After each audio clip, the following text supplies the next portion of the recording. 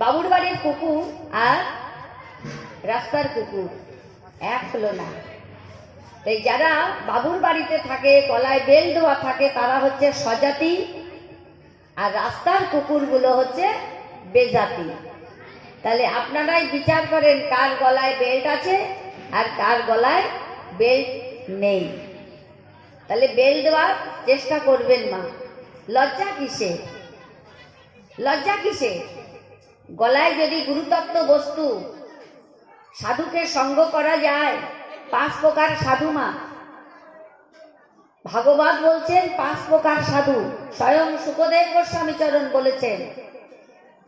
মহারাজ পরীক্ষিত যখন জিজ্ঞাসা করলেন, প্রভু হে গুরুদেব, আসন্ন মৃত্যুপথ যাত্রীর কর্তব্য কি?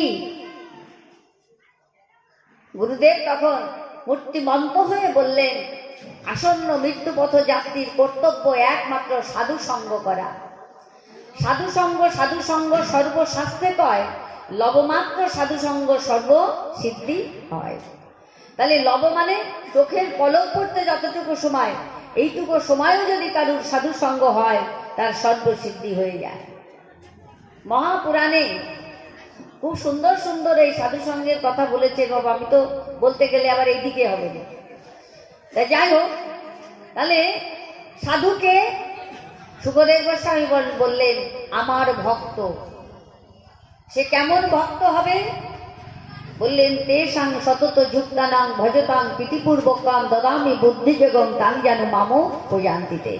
যে ভক্ত আহারে বিহারে শয়নে স্বপনে নিশি জাগরণে যে একমাত্র আমার সঙ্গে যুক্ত থাকে, প্রীতিপূর্বকাম আমাকে ভালোবাসে, সেই ভক্তের হৃদয়ে আমি এমন করে বুদ্ধিটা প্রেরণ করি অতি সহজে সে যেন আমাকে লাভ করতে পারে। এইরকম ভক্ত। আর কি বললেন? দ্বিতীয় স্থানে দিয়েছিলেন শ্রীমদ্ ভাগবত। তুমি নিজে ভক্ত হয়ে ভাগবত অধ্যয়ন করো। আর কি বললেন? তৃতীয় স্থানে রয়েছেন সাধুদের মধ্যে, তৃতীয় স্থানে রয়েছেন তুলসী দেবী। তুলসীর পরিচর্যা করো। চতুর্থ স্থানে রয়েছে গঙ্গা জল। পঞ্চম স্থানে রয়েছে চন্দন। তাহলে 5 প্রকার হলো না? 5 প্রকার। আমার ভক্ত, শ্রীমদ্ ভাগবত, বৃন্দাজি, গঙ্গা জল, চন্দন, এই 5 প্রকার সাধুকে সঙ্গ করতে বলেছেন। তাহলে সাধু সঙ্গের প্রভাবে আমাদের সেই কৃষ্ণ প্রেম, কৃষ্ণ ভক্তি হতে পারে।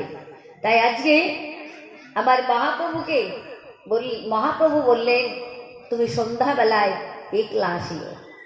তাহলে সন্ধ্যাবেলায় একলা আসিও, এই একলা কথাটা এক একজন মহাজন এক একভাবে বিশ্লেষণ করেছেন। বলছেন সন্ধ্যাবেলায়, জীবনের সন্ধ্যা যেদিন নেমে আসবে বাবা, সেদিন কেউ কারোর সঙ্গে যাবে? আজকেই নেটে দেখছিলাম, বৃন্দাবনে একজন ভক্ত বেড়াতে গিয়েছিল। সে গিরি গোবর্ধন মানে দর্শন করেই গিরি গোবর্ধন পরিক্রমা করবার পরে গোবিন্দ কুণ্ডে স্নান অন্তে তিনি যখন উঠে দাঁড়িয়েছেন, তখন তিনি সেখানেই দেহ রেখেছেন। তাহলে কি সৌভাগ্য ভাবতে পারছেন? কতজনে তো বৃন্দাবনে যাচ্ছেন, কত যাবে, কত বৃন্দাবন থেকে এসে যারা 16 বছর একজন বৃন্দাবনে থেকেছেন, সে ঘরে যখন এসেছেন তার 10 বছর আরো পচে তারপরে দেহ রেখেছেন। আর সে সুস্থ শরীরে বৃন্দাবন গেলেন। বৃন্দাবন গিয়ে গোবিন্দ কুণ্ডে স্নান করবার পরে, গিরি গোবর্ধন পরিক্রমা করবার পরে, সমস্ত বৃন্দাবন দর্শন করে গোবিন্দ কুণ্ডে স্নান করে যখন অন্তে উঠেছেন, তখন উনি দেহ রাখলেন। নিথর দেহটা কেউ পাশে নেই, নিথর দেহটা পড়ে আছে। 2 বন্ধু গেছিল, বন্ধু পাশে বসে আছে, বাড়িতে খবর দিয়েছে ব্রজবাসীরা তার সৎকার করবে।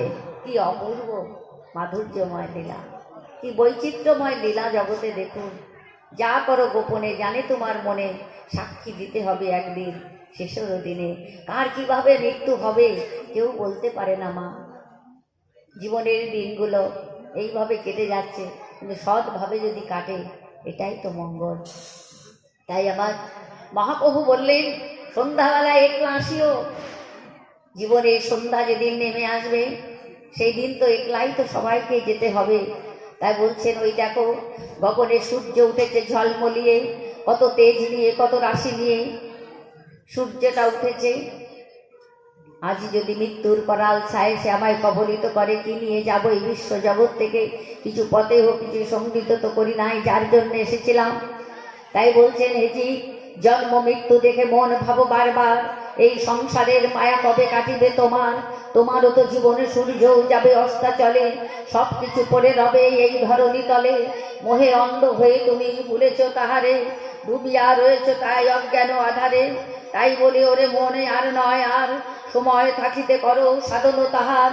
সব কিছু সঁপে দাও সেই চরণে তার, শ্রী গোবিন্দ পরম বস্তু যেন সারাতে সার। গোবিন্দ ধ্যান, গোবিন্দ জ্ঞান, গোবিন্দ কর চিন্তন, নিত্য তাহার পদে থাকো হইয়া মগন। কিতাব জ্বালার হবে চির অবসান, চির শান্তি লাভ হবে, পাবে পরিত্রাণ।